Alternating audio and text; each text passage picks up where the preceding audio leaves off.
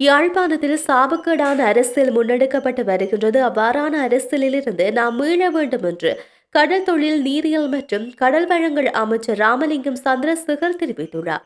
முழு நாடுமே ஒன்றாக எனும் தேசிய செயற்பாடு ஜனாதிபதி அன்ருகுமார் திசாநாயக்க தலைமையில் நேற்று பிற்பகல் யாழ்ப்பாணத்தில் உத்தியோகபூர்வமாக ஆரம்பித்து வைக்கப்பட்டது.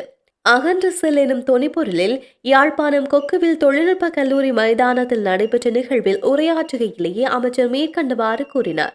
அவர் மேலும் உரையாற்றுகையில் போதைப் பொருளுக்கு எதிராக நாட்டு மக்களின் அணிதிரட்டம் செயற்பாடு முன்னெடுக்கப்பட்டு வருகின்றது. கொழும்பில் இதற்குரிய ஆரம்பகட்ட நடவடிக்கைகள் இடம்பெற்றது. இரண்டாவது நிகழ்வு அம்மாந்தோட்டையில் நடைபெற்றது. மூன்றாவது மாநாடு யாழ்ப்பாணத்தில் இன்று நடைபெறுகின்றது.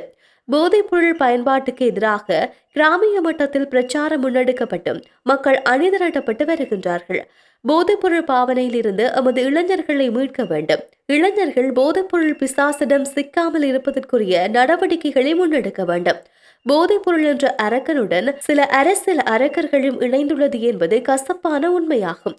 யாழ்ப்பாணத்தை கட்டியெழுப்பும் போது யாழில் மரபுரிமை, கலாச்சாரம், கௌரவம், அடையாளம் என்பவற்றை பாதுகாத்து அதனை செய்யுமாறு ஜனாதிபதி எனக்கு ஆலோசனை வழங்கியுள்ளார். அதேவேளை கொழும்பில் கோட்ஷூட் அணிந்து யாழில் வேட்டையுடன் அரசியல் பேசும் நபர் யாழில் வரவுள்ள சர்வதேச மைதானத்துக்கு எதிராக வழக்கு போட போகின்றாராம். எமது அரசால் முன்னெடுக்கப்படுகின்ற நடவடிக்கைகளுக்கு எதிரானவர்களாக இவர்கள் மாறியுள்ளார்கள் என்பதை இது வெளிப்படுத்துகின்றது. இந்த நிகழ்வுக்கு தமிழரசு கட்சி உட்பட எல்லோருக்கும் நாம் அழைப்பு விடுத்தோம். ஆனால் எவரும் வரவில்லை. நிகழ்வுக்கு போனால் ஒழுக்காற்று நடவடிக்கை எடுக்கப்படும் என கிளிநொச்சி அண்ணனுக்கு கோட்ஷூட் நபர் கூறினாராம். இப்படித்தான் சாபக்கேடான அரசியல் யாழ்ப்பாணத்தில் உள்ளது. இந்த நிலையில் இருந்து நாம் மீள வேண்டும் என்றும் குறிப்பிட்டுள்ளார்.